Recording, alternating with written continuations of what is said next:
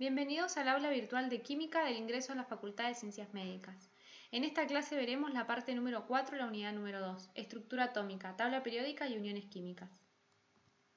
En este mapa de ruta podrás observar todos los temas que se llevan a cabo en la unidad número 2. En esta clase en particular veremos tabla periódica. La tabla periódica constituye una importante herramienta de trabajo. Ha sido de mucha utilidad en el estudio de la química. A medida que se fueron descubriendo los distintos elementos químicos, también se fueron conociendo sus propiedades, las diferencias y las similitudes, de modo que se hizo necesario idear un sistema de clasificación para facilitar el estudio de los mismos. La tabla nos aporta información acerca de los elementos existentes, tanto los como los que existen en la naturaleza como los que se obtienen artificialmente en el laboratorio. ¿Cómo fue evolucionando la tabla periódica? Desde 1829, que empieza con una ley de triadas, donde se propone que en la naturaleza existían triadas de elementos, de forma que el central tenía propiedades promedio entre los otros dos miembros de la triada. Así teníamos, por ejemplo, una triada constituida por el sodio, el potasio y el litio, el calcio, el estroncio y el bario, y también de algunos de los halógenos como el yodo, el cloro y el bromo. Luego, en 1866, aparece la ley de las octavas, donde se clasifican los elementos en orden creciente de sus pesos atómicos. Observó que el octavo elemento respecto de 1 repite las propiedades del primero. Luego, en 1869, aparece Mendeleev y Meyer, donde se clasifican los elementos en orden creciente de sus pesos atómicos, relacionándolas además con sus propiedades físicas y químicas. Así, Mendeleev dice que los elementos acomodados de acuerdo a la magnitud de sus pesos atómicos muestran claramente propiedades periódicas. No fue hasta después del descubrimiento del protón, en 1914, Moseley, que concluye que los elementos se deben ordenar en base a sus números atómicos crecientes. En base a esto enunció las propiedades físicas y químicas de los elementos químicos son funciones periódicas de sus números atómicos. De esta forma corrigió las discrepancias que existían en la tabla periódica. ¿Qué información podemos obtener de la tabla periódica? La tabla periódica nos dice, por ejemplo, el nombre del elemento químico, el símbolo, el estado de agregación al cual se encuentra el elemento químico, su masa atómica, el estado de oxidación, su número atómico, la electronegatividad y también su configuración electrónica. También podemos encontrar la distribución de los elementos de los electrones según sus niveles. En la tabla periódica los elementos se ordenan en grupos y en periodos. Los elementos ubicados en la misma columna tienen propiedades semejantes. Las columnas son 18 y se denominan grupos. Los elementos que pertenecen al mismo grupo van a poseer las mismas propiedades químicas o compartirían las propiedades químicas y físicas. Los elementos también se pueden agrupar en periodos, que son las filas. Y coincide el número del periodo con el nivel energético del elemento.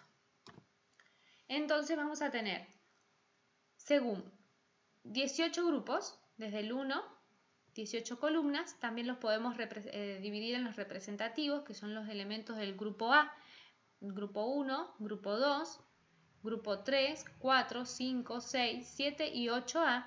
Los elementos del grupo A se denominan representativos porque sus electrones de valencia, que son los electrones más externos, coinciden con el número de grupo. A estos, los electrones de valencia son los responsables de las propiedades químicas de los elementos químicos. Por dentro tendríamos los elementos de transición y los de transición interna. También podemos observar que podemos dividir o agruparlos en los periodos según el nivel energético. Entonces, vamos a tener grupos, que son los elementos químicos que comparten propiedades físicas y químicas, y los periodos, que coincide con el número cuántico principal n. Vamos a poder dividirlos en los metales, que serían los elementos del grupo 1 y grupo 2, elementos de transición, transición internas, y los elementos no metálicos, que son los que están en amarillo, y los gases nobles. De acuerdo a la distribución electrónica también podemos clasificarlos, como por ejemplo, los elementos del grupo representativo presentan el último nivel de energético incompleto. Los gases inertes presentan el último nivel completo.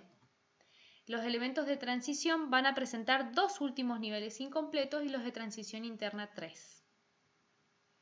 Los elementos químicos como los metales, vamos a encontrar que poseen brillo metálico, son buenos conductores de calor y electricidad, son maleables y son dúctiles, son sólidos a temperatura ambiente con excepción del mercurio, que es líquido. En cambio, los no metales son opacos, quebradizos, son malos conductores del calor y electricidad, no son maleables, no son dúctiles, son algunos sólidos como el azufre, líquidos algunos como el bromo y gaseosos algunos como el oxígeno. Los gases nobles, por otro lado, que son el último grupo de la tabla periódica, son malos conductores del calor y la electricidad. Son muy poco reactivos. Esto significa que no reaccionan químicamente, sino que en condiciones experimentales podrían hacerse reaccionar, pero naturalmente no reaccionan. Los gases nobles son gaseosos a temperatura ambiente. Los estados de agregación que tienen los elementos químicos a 25 grados, la mayoría son sólidos, con excepción del mercurio y el bromo, que son líquidos, y algunos elementos químicos como los gases nobles, el nitrógeno, el oxígeno, el flúor, el cloro y el hidrógeno, que son gaseosos. Los elementos químicos también los podemos agrupar o clasificar por familias. Tenemos los alcalinos, que son el grupo 1, con excepción del hidrógeno, el grupo 2, que son los alcalinos térreos, luego vienen los metales de transición. Dentro de los metales de transición interna tenemos los lantánidos y los actínidos. Luego tenemos a los metaloides, que son los elementos químicos que están entre la transición entre el grupo metálico y el no metálico. Los no metales, el grupo de los halógenos y el grupo de los gases nobles. Entonces, como para definir los elementos químicos, tanto metales, no metales y gases inertes